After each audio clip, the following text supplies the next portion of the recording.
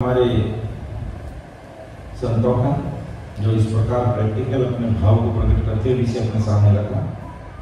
परम दयाल अनंत सुख सम्राट आदि सद्गुरु सर्व आत्माओं के सद्गुरु सर्व शक्ति के सद्गुरु सद्गुरु सुखराम महाराज ने धन्य हो धन्य राम सभा में राम महाराज।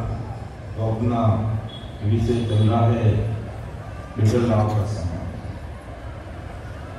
तो परम दयाल सद्गुरु सुखराम जी महाराज विठल राव को समझाते हुए विठल राव को समझाया था, और आज महाराज हम सब भाई बहनों को अपनी बात सबके सामने रख रहे हैं कि ये संसार है, जो संसार की सोच, संसार का दिमाग और संसार की बुद्धि कहाँ तक परीक्षा कर सकती है, वो आज के विषय में हमें महाराज के वाणी के द्वारा देखने को सुनने को मिलेगी। कि चिंतामण कल वृक्ष फेर पारस क्यों तोही, या लग समझे जगत कसनी करे जन कोई। ए सुन परचा होय निजर देखे नर नारी, यूं होण काल लग भगत नार नर लागे प्यारी। सुख रामदास फल अमर में क्यों कर समझे लोई, यूं सुन मेरा ज्ञान को वेदन जाने को। क्या संसार की बुद्धि दिमाग कब तक चलता है? कि चिंतामणि जो मन चित्याचार कल वृक्ष जो भी मांगे इससे मिल जाता है। पारस लोहा लगा के सोना बनता है, यहाँ तक के चीजों को जगत समझता है, जानता है। यहाँ लग समझे जगत कसने करे जन पे करने कर करके इस प्रकार की समझ वो विकसित कर लेता है। और ऐसो पर्चा होई निजर देखे न कोई। कहाँ तक पर्चे होते हैं कि यूं होण काल लग भगत नार न लागे क्या, कि होण काल तक की भक्ति, होण काल लग यानी होण काल लग यानी होण काल तक की सारी भक्तियां इसमें आ गई। चाहे 33 कोटि प्रकार के देवी देवता है, चाहे त्रिगुण माया ब्रह्मा विष्णु महेश है, चाहे अवतारों की भक्ति है, चाहे 3 ब्रह्म के 13 लोक की भक्ति है, सब यहाँ पर आ गए। तो ये संसार इन भक्तियों के द्वारा पर्चा प्राप्त करते हैं, और सब नर नारी पर्चों को देखते हैं और उसी में रीझ कर राजी हो जाते हैं कि ये सुन पर्चा होई निजर देखे नर नारी, यूं होन काल भगत नार नर लागे क्या। संसार के भाई बहनों को होन काल तक की भक्ति प्यारी क्यों लगती है? मायावी भक्ति आम उपासना की भक्तियां अच्छी क्यों लगती है? क्योंकि संसारिक परिचय मिल जाते हैं, संसारिक और शारीरिक काम हो जाता है। लेकिन सुखराम दास फल अमर में क्यों नर समझे कि ये मायावी भक्तियों में ये संसार जान, लेकिन मेरी भक्ति अमर फल है, अमर पद की प्राप्ति कराने वाली मेरी भक्ति है। लेकिन ये अज्ञानी जगत इसको समझता नहीं। क्यों नहीं समझता है? क्योंकि मेरी जो अमर पद की भक्ति है वो परम मोक्ष में भेजने वाली भक्ति है, इसमें संसारिक मायावी बैरंग पर्चे नहीं है और दुनिया को पर्चा और चर्चा चाहिए। तो यूं सुन मेरो ज्ञान वेद न जाने को, इस प्रकार ये 4 वेदों तक का ज्ञान करने वाले ज्ञानी, ध्यानी, वेदांती, त्यागी, बैरागी, संसारी जान नहीं सकते। आगे महाराज और फरमाए कि अमर जड़ी अमर पड़ इमरत तायन जाने लोई, फल पमाई खाए सो खावे पर कन रेवे कोई, ऐसी भगत हमारी जग में समझ हाथ नहीं आवे।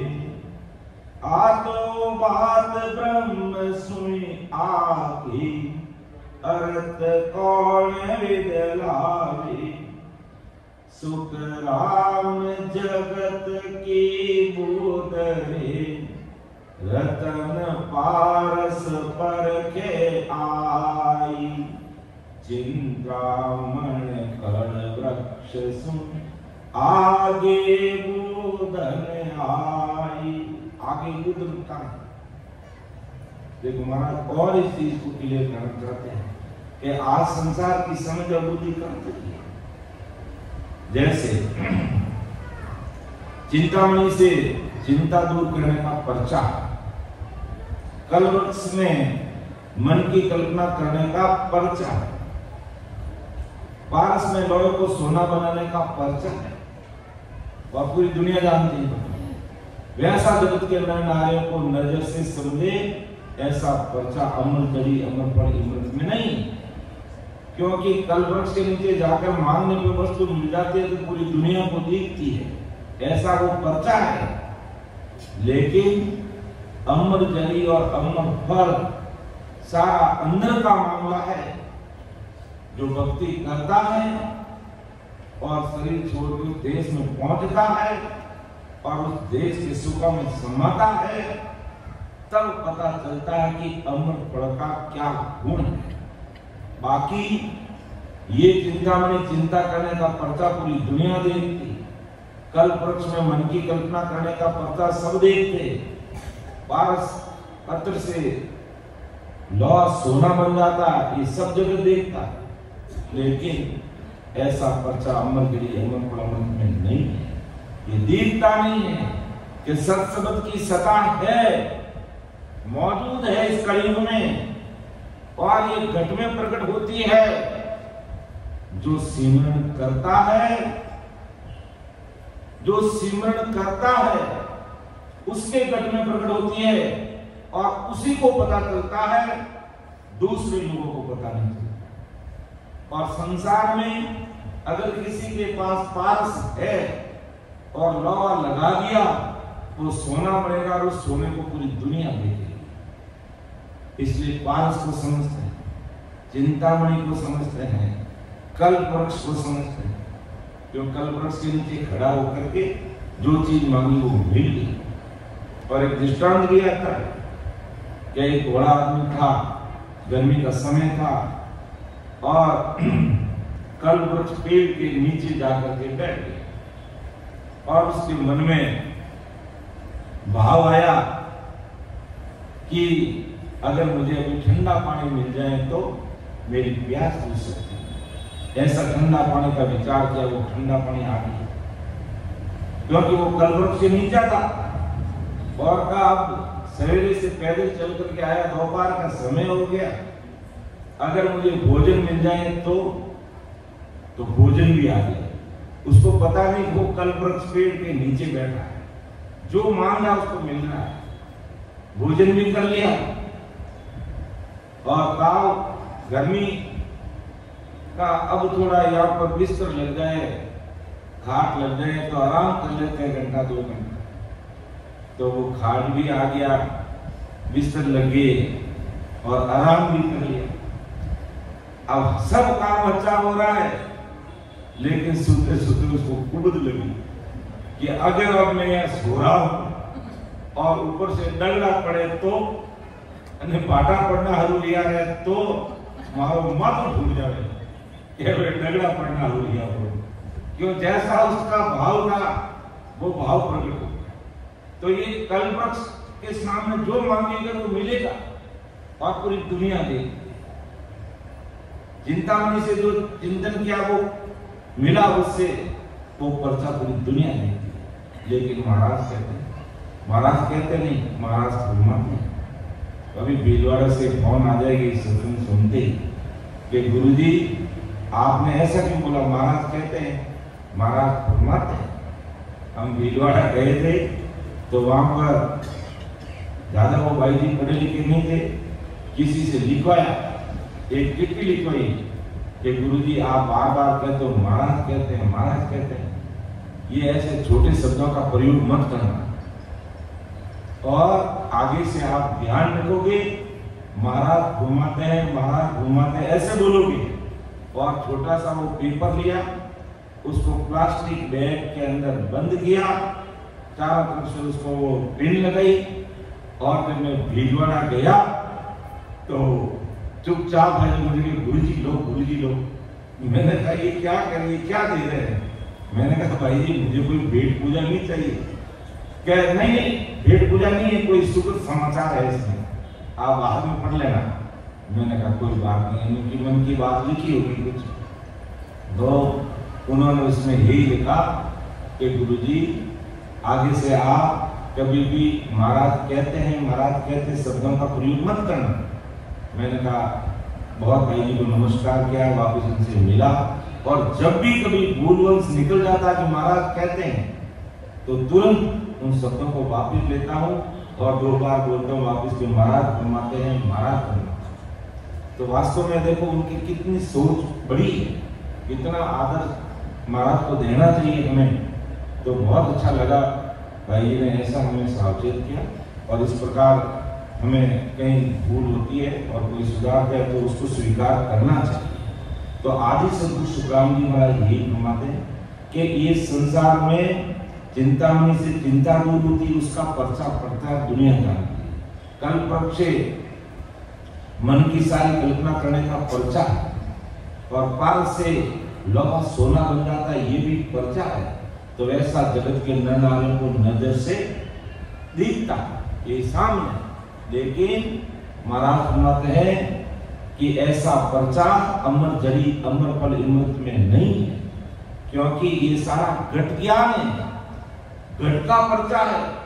बाहर के महाराज के ज्ञान में बाहर का कोई पर्चा नहीं, कोई पैरन पर्चे नहीं है, सब घट का पर्चा। महाराज कहते हैं, महाराज फरमाते हैं, क्या महाराज फरमा रहे हैं कि मेरा पर्चा तो है लेकिन घट पर्चा है।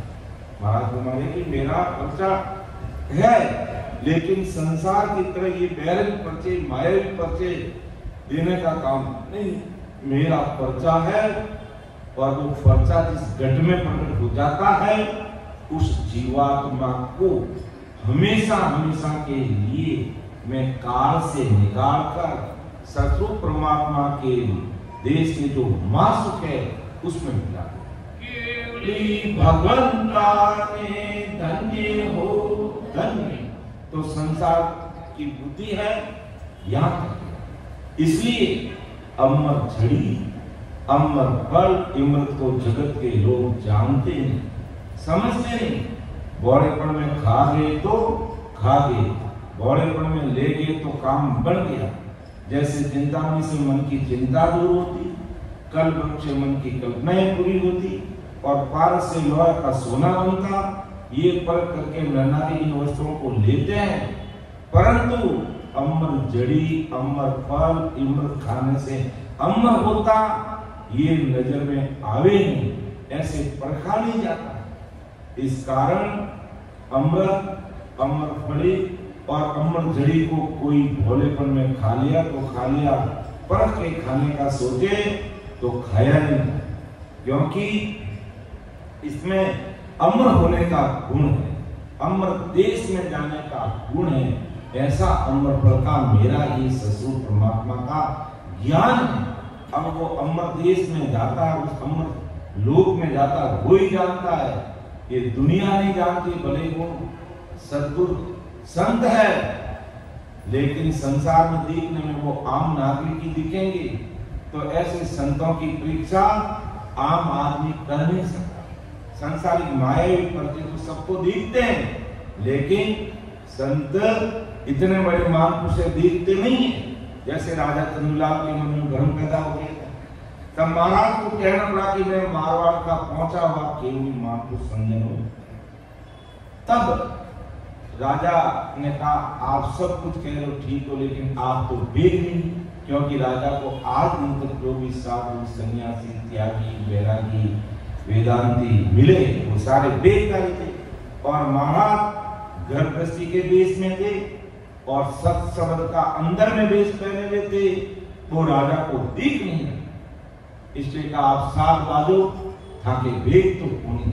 तब महाराज को कहना पड़ा, महाराज को फरमाना पड़ा कि राजा ऐसा लेक हमारा भेदी के भली जाने करनी के अनुसार राम रटे परमेश्वर प्यारा है करना सुन्यारा ओ राजा ऐसा एक हमारा के बेदी जके भली विद जाने। जो भेद से भक्ति करने वाले वो मेरे वेद को जानते हैं। कर्मी लकेन सारा, जो करनी कर्म और बाहर के जो आन उपासनाओं में लगे हैं वो मेरे वेद को नहीं जान सकता। राम रटे परमेश्वर प्यारा, कि राम जी के नाम को रट रहा है, परमेश्वर परमात्मा का प्यारा है, वो मेरे नाम वो मेरे वेश को जान सकता है, वो मेरे वेश को समझ सकता है। इसलिए अपन सत्संग से पहले सिमरन करते हैं, क्योंकि सिमरन के बिना ये संतों के शब्द, ये संतों की वाणी हमारे समझ में नहीं आती। जब अपन भाव विभोर होकर के वीरे व्याकुलता से तलब और पीड़ के साथ जब भजन करते हैं, सिमरन करते हैं और वीरे व्याकुल हो जाते हैं, तो महाराज की वाणी सुनने और समझने का आनंद कुछ और ही होता है। जो हमने सवेरे की सत्संग में भी देखा और आज दोपहर की सत्संग में ही ऐसा प्रतीत हो रहा है कि वो सतरूप साहिब की सता गैबाऊ रूप से, सता रूप से इस राम सभा में विद्यमान है। इस राम सभा में वो सता गट गट में काम कर रही है, लेकिन ये सता दिखती नहीं है। इसलिए ये अज्ञानी जगत जो मायावी भक्तियों में लगे हुए हैं उनको समझ में नहीं आता, और जिनको समझ में आ गया वो इन सारे मायावी संसार से और मायावी भक्तियों से वो ऊपर उठ जाते हैं। तो वही बात आदि सद्गुरु सुखराम जी महाराज आज हम सब भाइयों को कहते हैं कि जो दिखने वाले जो पर्चे हैं, दिखने वाले जो पर्चे हैं, उन सब को दुनिया मानती है कि आ दुनिया मतलब की होली, बिना मतलब किसी का नहीं होली। कि ये संसार मतलब का, बिना मतलब किसी का कोई नहीं। संसार का काम होना चाहिए, संसार का काम होना चाहिए। जैसे आज अपन देखते हैं, आदि सद्गुरु सुखशांत जी महाराज ने संसार के काम के लिए रामसनी भाई बहनों को कहा कि भाई, दुनियादारी, संसार और मायावी काम अगर आपको करवाना है तो मेरे पास मत आना। खरगांव में राणा भाई जी महाराज विराजते हैं, जिन समझ लिए उन्होंने, और वो है जो संसार के सारे काम करते हैं। तो आज ऐसे कई रामसनी भाई बहन देखने को मिलते हैं। तो जैसे जोधपुर सब जगह रामसनी भाई बहन तो सब जगह रहते हैं, और मायावी काम भी सबके रहता है। तो भाई जी महाराज हमारे सिर के ताज हैं, हम उनको याद करते हैं। जब कोई प्रसाद लेकर के घर पे आता कि हमने राणा भाई जी महाराज को प्रसाद दिया क्या, तो आप भी प्रसाद लीजिए। तो मैंने कहा आप जोधपुर से हरनावा गए, बीच में इतने बड़े महापुरुष आदि सद्गुरु सुखराम जी महाराज ने अपने चरण कानपुर में धरे, रैन दरियाओं का, और हरसोर पास में, गेडा पास में, आप वहां भी दर्शन करने के लिए गए। का गुरु जी बात समय, वहां समय नहीं, लेकिन हरनावा जाकर क्या है, क्योंकि हमारा मतलब स्वार्थ है, इसलिए हम सीधे हरनावा गए। लेकिन उससे पहले कानपुर से पहले ही आता है, रैन से पहले ही आता है, हरसोर उससे पहले ही आता है, लेकिन अपनी अपनी समझ। तो आज ये संसार मायावी काम को प्रधानता देते हैं, और ये आत्मा अंदर रो रही है, जन्माजन्म से शरीर धारण कर रही है,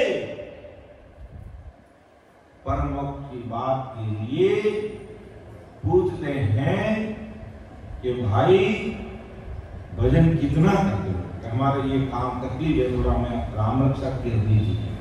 कोई बात नहीं, आपका भाव है और राम रक्षा में बोलना आता तो बोल देंगे, उसमें कोई लड़ाई नहीं। लेकिन तुम भजन कितना करते हो कि 5 और 6 मिनट तक करते। मैंने कहा बहुत ज्यादा कर रहे हो, 1-8 मिनट ही करना चाहिए। और वास्तविकता ये है, अगर अपन महाराज को अरदास करके 1-2 घंटा प्रतिदिन अगर वेद विधि से आते जाते सांस में सिमरन में लग जाएंगे तो कुदरती राम रक्षा हो जाएगी। किसी और का हाथ माथा पे रखाने की जरूरत नहीं और राम रक्षा बोलाने की जरूरत नहीं, अपना आप राम रक्षा हो जाएगी। लेकिन उसके लिए हमें महाराज को अरदास करते हुए सिमरन करना। इसलिए औरों के भरोसे कितने समय तक रहोगे? आखिर हम अपना आप पर भरोसा कीजिए, अपना आप पर भरोसा कीजिए, राम राम करके खुद राम रक्षा कीजिए, तब तो हमारा जीवन सार्थक है। ऐसे मान पुरुषों की वाणी सुनकर के, और नहीं तो हम कब अन्य संतों से राम रक्षा करवाते रहेंगे। और महाराज को ज्ञान को सुनकर और समझकर भी अगर नहीं समझ रहे हैं तो हमें ऐसी समझ लानी चाहिए। और यही बात आदि सद्गुरु सुखराम जी महाराज ने विठल राव को समझाया था जब महाराज वहां पहुंचे। राम नीचे से बैठते तो ये हे विठलराव, संसार का दिमाग, बुद्धि, दिल कितना है मायावी पर्चे देखने के लिए, मायावी कार्य के लिए और मायावी भक्तियों में किस कदर डूबा हुआ है, और ससुर परमात्मा के देश में जाने के लिए कितना दिल दिमाग लगाता है। इस पर हमें चिंतन करना चाहिए, हमें मनन करना चाहिए, हमें विचार करना चाहिए कि कितने दिन तक इस भवसागर के गोते खाते रहेंगे, गर्भवास का दुख भोगते रहेंगे, आवागमन के रोग में पड़े रहेंगे। आखिर कितने दिन तक ये चलेगा?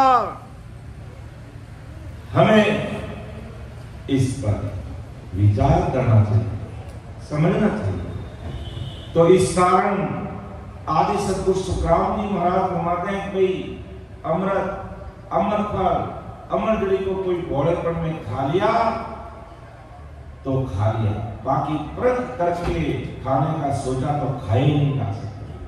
अब परीक्षा करेगा कि ये अमर फल है, इसने खाया भी अमर हो गया, तो हमें दिखेगा नहीं। वो तो शरीर छोड़ करके परमात्मा के देश में जाएगा, वो जीव ही जानेगा कि मैं अमृत लोक में जा रहा हूं या कोई अन्य लोक में जा रहा हूं, हमें पता नहीं चलेगा। वो जीव ही जानेगा, मैं भक्ति करके जीते जी परमात्मा का देश का सुख लेगा हूं, वो जीव जानेगा। वो भाई बहन जानेगा कि मैं अमृत देश का सुख ले रहा हूं, लेकिन वो सुख ले रहा है पड़ोसी को पता नहीं चलेगा, जो लेगा उसी को पता चलेगा। इसलिए अज्ञानी जगत मेरे ज्ञान को, मेरे ध्यान को समझ नहीं पाती है और काल के महत्व के चक्कर में फंस के रहता है, अर्थात अटक कर, लटक कर और भटक कर। तो ऐसी मेरी भक्ति जगत में है, भोला मन के मेरे पर विश्वास रख के धारण की, तो ये भक्ति उसको हाथों हाथ आत्मा भोला बन करके, किंतु परंतु नहीं कि महाराज के जो शब्द है, महाराज के जो शब्द है वो सटीक है, 100% नहीं 101% सत्य शब्द है।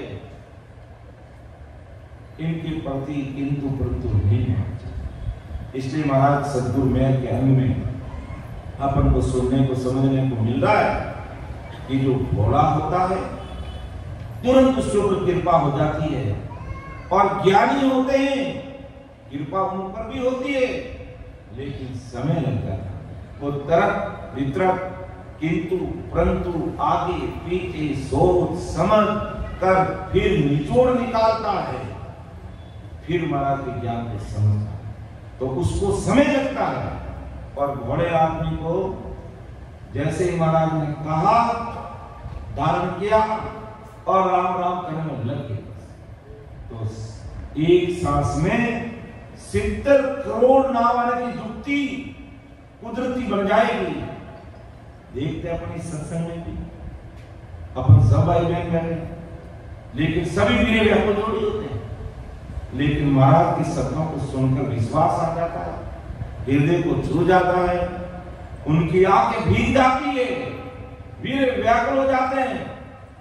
और हमारे बीच में छोटे से बच्चे हैं विकास जी, किस तरीके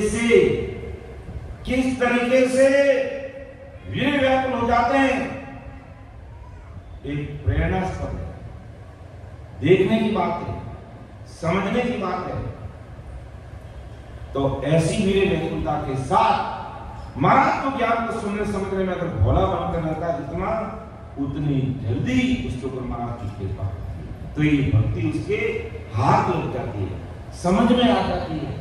और नहीं तो अपन किंतु परंतु में लग जाते हैं कि भी हम तो अभी ये भक्ति कर रहे हैं, ये कर रहे हैं, इसको छोड़े, इसको करे, क्या करें, किसी को नहीं छोड़ना है, हमें राम नाम को पकड़ लेना है दिल से, निज मन से, अंतःकरण से, हृदय से, बाकी काम महाराज अपना आप संभालेंगे, अपना आप संभाल लेंगे।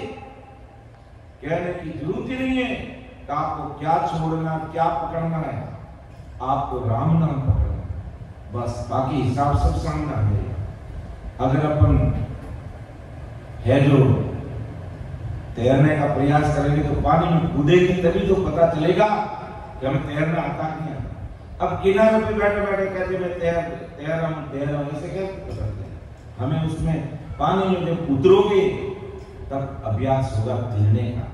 तो इसी प्रकार भक्ति में डूबोगे तो तैरना निश्चित है, और संसार में मायावी चीजों में डूबो तो तैरना निश्चित नहीं है। इसलिए महाराज हमें फरमाते हैं कि इसमें अंबर होता ये परख लेने की चाह न की तो इसमें जगत के माया ब्रह्म की नजर में आवे ऐसे परिचय चमत्कार नहीं करते। अब अपन सत्स्वरूप परमात्मा के सत्संग की सदा की अगर परीक्षा कर लेंगे, परीक्षा करना चाहते हैं तो वो परीक्षा अपन नहीं कर पाते, क्योंकि वो दूसरों को दिखती नहीं, खुद को ही दिखती है।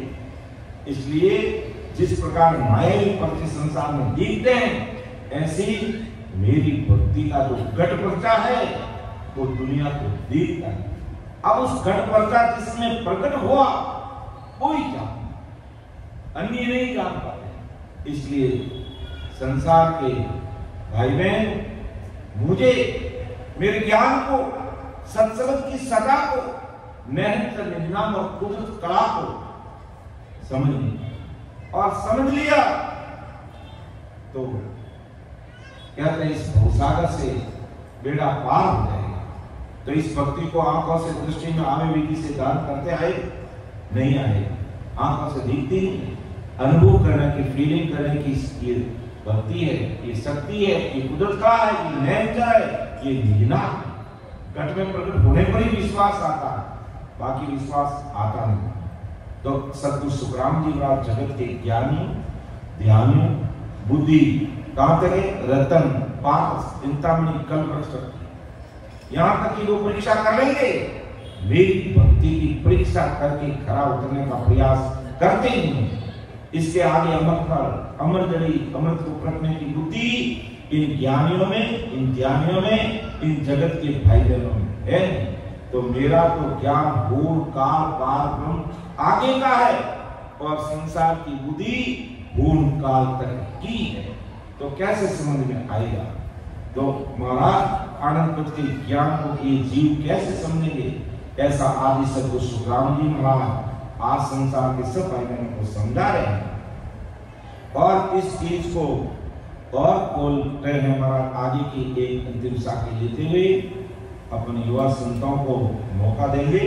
समय हो रहा है कि कंचन लग की भगत में सब जग समझे आई, हेर पारस लग जान सी बिरला सा जग मान, सब चीजा की पर करे और आगे लग जाने, जिंद्रामण कल वृक्ष परक कैसी विद्याणे, सुख राम ग्रंथ कोटा कथ्या, रूमन पावे कोई, ब्रह्म लगरी भगत रे अरता कर ले जोई। कितनी कोटा ग्रंथ करती, लेकिन मेरी भक्ति का राग रूम न पावे। रूम यानी जरा सा भी नहीं पा सकते। अर्थात संसार की बुद्धि कितनी है?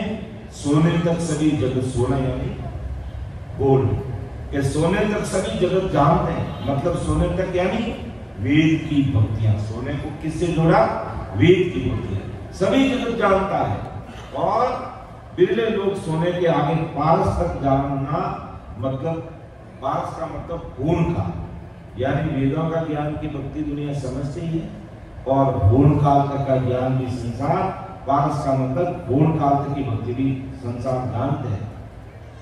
तो सोने के आगे पारस की पारक, पारस के आगे चिंतामण कलवृक्ष की परीक्षा सूक्ष्म लोग यानी बहुत कम जानते हैं।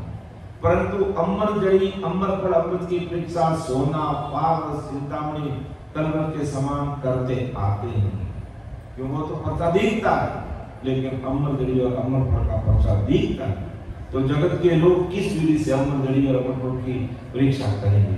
विचार करना चाहिए। और अमरजड़ी अमरफल को खाएंगे। जिस प्रकार जगत के लोगों को अमरजड़ी अमरफल की परीक्षा करते नहीं आता, इस प्रकार जगत के लोगों को अमरपद की भक्ति की परीक्षा करना आता नहीं है। इस कारण क्योंकि इसकी परीक्षा करने के लिए हमें 2-4 घंटा एक आसन पर बैठना पड़ेगा और सत्संग की सत्ता को घट में प्रकट करना पड़ेगा, तब जाकर के ये सत्संग की सत्ता अमर पद में ले जाने वाली जो सत्ता है उसकी अपन परीक्षा कर पाएंगे।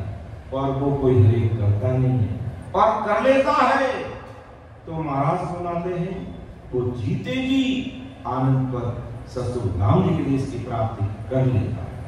इसलिए हमें कोई चीज अगर हासिल करनी है तो उसकी परीक्षा जरूर हमें करनी चाहिए कि वास्तव में अपन कहते हैं कि आदि सदगुरु राम जी महाराज का ज्ञान इतना बड़ा है और आज कलयुग में ये सदा महाराज की कृपा से विद्यमान है।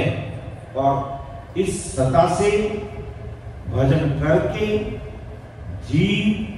जीते जी उस अमर पद की, उस अमर लोक की प्राप्ति करें। जीते जी, मरने के बाद की बात नहीं करें महाराज, यही बहुत बड़ी बात है ज्ञान की।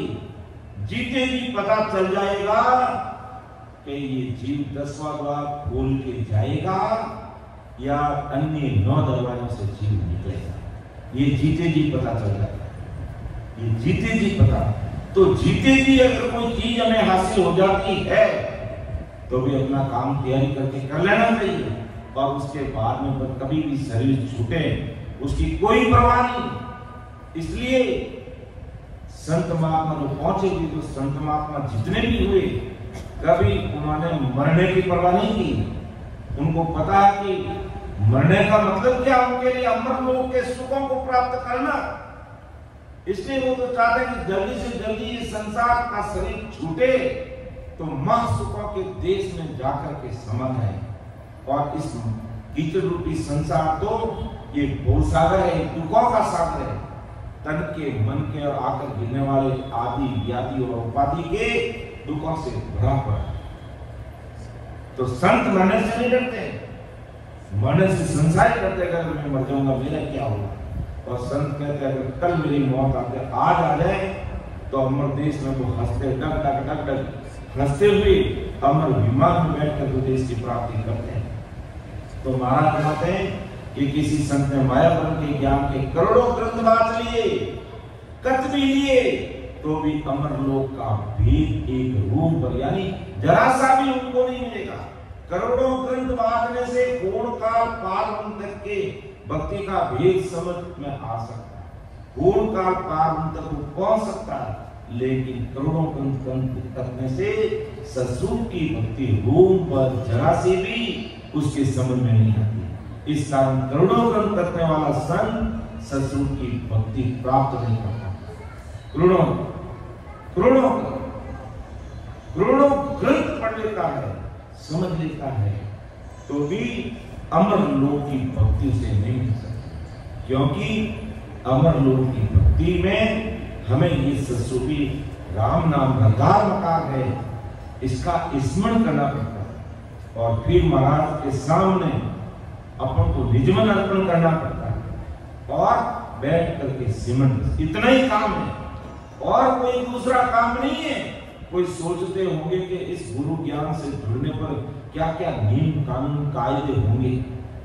सहज, इतना सहज और सरल मार्ग है, इतना सहज और सरल मार्ग है कि आप जैसे आज सत्संग में विराजमान है हो है नहीं हो, और आपको ये ज्ञान समझ में आ गया और भजन करने का भेद मिल गया और आप उसमें मस्त हो गए।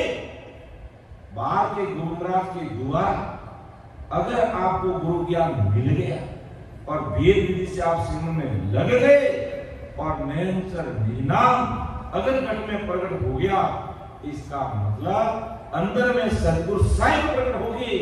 अब भले बाहर के गुरु को आप संपर्क में रहो नहीं रहो, कोई परवाह नहीं। और दूसरी बात, सत्संग में आओ नहीं आओ, कोई जरूरी नहीं है। क्या वे नहीं आज इस सत्संग में आगे तो दूसरी बार और हमें फेरी देने के लिए आना ही पड़ेगा, नहीं तो हमारा सत्संग आगे नहीं बढ़ेगा। ये किसी प्रकार की भ्रांति और भ्रम नहीं रखना। बस एक बार में समझ में आ गया तो आप लग जाइए, वहां बार बार आने की जरूरत नहीं है। लेकिन अपन बार बार सत्संग सीमन सेवा का प्लेटफॉर्म का आयोजन क्यों करते हैं? क्योंकि हम मायावी संसार में इस तरह डूबे रहते हैं कि हमारी बैटरी डिस्चार्ज हो जाती है। जब गुरु ज्ञान के द्वारा, महाराज के अंडे वाणी के द्वारा ऐसे शब्दों को सुनते हैं, समझते हैं और हृदय में उतारते हैं, तो एक नई ऊर्जा हमारे शरीर के अंदर प्रकट होती है और हम पहले से ज्यादा सिमरन में लग जाते हैं। इसलिए सत्संग, सिमरन, सेवा और ज्ञान चर्चा का प्लेटफॉर्म चाहिए और वो सत्संग के द्वारा ही हमें मिलता है। बाकी संसार के महाराज कहते हैं जो पूर्ण काल तक के कितने भी ग्रंथ हैं उनका बनोले वाचन करते रहेंगे, पढ़ते रहेंगे, समझते रहेंगे। अच्छी बात है, हमारी भारतीय परंपरा है, हमारी संस्कृति है और हमारे वेद उपनिषद है। तो संसार में किस तरीके से रहना, संसार के सुख दुखों से कैसे निपटना, वहां तक का ज्ञान हमें उससे मिलेगा। लेकिन अमर लोक में जाना है तो महाराज ने कहा कि, और संतों ने कहा, वेदों में लिखा है कि 4 वेद डंडोर के अंत कहोगे राम। तो अंत में राम राम कहोगे, 4 वेदों को पढ़ोगे। पहले तो कोई आज इस एंड्रॉइड फोन के जमाने में किसी को समय नहीं मिलता और कोई समय निकाल भी लेता है तो अंत में हिसाब सामने आता कि हमें राम राम करना पड़ेगा, राम जी का नाम को ही रखना पड़ेगा, तभी हमारा काम होगा। तो अपन पहले ही उसमें लग जाए। क्यों हम अन्य चीजों में समय अपन को बर्बाद करें, क्यों हम समय को घुमाएं? तो ऐसा आदि सदगुरु सुखराम जी महाराज ने उस समय बिडला को कहा, बिडला देख, संसार की अन्य चीजों की परीक्षा हो सकती है, अन्य भक्तियों की परीक्षा हो सकती है, क्योंकि उसमें प्रेरक और मायावी पर्चे रहते हैं और मेरे ज्ञान में मायावी और पार के पर्चे रहते नहीं है। मेरा गढ़ पर्चा है और वो पर्चा जो समझ लेता है वही मेरे ज्ञान को, वही मेरे सत्संग को, वही मेरी सदा को और वही मेरे संतों को समझ। तो मैं मेरी वाणी को समय देखते हुए विराम दूंगा। बोलने में, समझाने में कोई त्रुटि रह सकती है तो आप उसको अन्यथा मत लेना। मुझे छोटा भाई समझ के मुझे माफ करना। कारण कि ना मैं कोई गुरु हूँ, ना मैं कोई सदगुरु, ना मैं कोई त्यागी हूँ, ना मैं कोई बैरागी हूँ, ना मैं कोई वेदधारी हूँ, ना मैं कोई सन्यासी हूँ। मैं तो परम दयाल, अनंत सुख सम्राट, आदि सदगुरु, सर्व आत्माओं के सदगुरु, सर्व सृष्टि के सदगुरु सुखराम जी महाराज के जो दास हैं उन दासों का दास हूँ। इससे आगे मैं कुछ भी नहीं हूँ। सब कुछ करने कराने वाले परम दयाल, अनंत सुख सम्राट, आदि सदगुरु, सर्व आत्माओं के सदगुरु, सर्व सृष्टि के सदगुरु सुखराम जी महाराज का सारा क्रेडिट उनको जाता है। वो देव जी महाराज को जाता है, सदगुरु जी महाराज को जाता है और वो सदगुरु संसार के मैं सदगुरु आदि का आत्म का गुरुकाल, मेरी महिमा अगर में क्या जाने जगमाए, क्या जाने जगमाए काग बुध ज्ञानी सारा, जे आत्म विद ज्ञान रात दिन करे विचार, सुखराम हंस परम हंस वे सो बुध चढ़े नाई। मैं सदगुरु आदि का आत्म का गुरु, आदि अनादि से समस्त आत्माओं का गुरु मैं सदगुरु सुखराम जी महाराज। और महाराज और वास्तव में महाराज जब धरती पर प्रकट हुए तो माँ के गर्भवास में नहीं आए, मृत शरीर में प्रकट होकर के उस जीव शरीर को जिंदा करके उसमें महाराज ने इस धरती पर विक्रम संवत 1783 में अवतार लिया। क्यों लिया? कि जम जाल में की त्रास सो हंसा करी पुकार, सुखिया सायब आविया लेजन को अवतार, परम दयाल अनंत सुख सम्राट आदि सद्गुरु आत्माओं के सद्गुरु सर्व सृष्टि के सद्गुरु सुखराम जी महाराज ने धन्य हो धन्य राम सभा में राम